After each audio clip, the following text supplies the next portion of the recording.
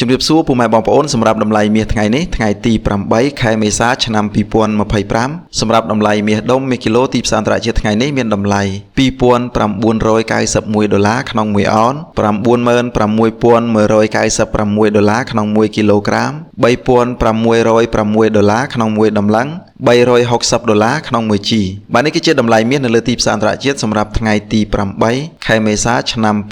2025បាទអរគុណច្រើនចំពោះការទស្សនាវីដេអូមួយនេះជួបគ្នានៅវីដេអូក្រោយបន្តទៀត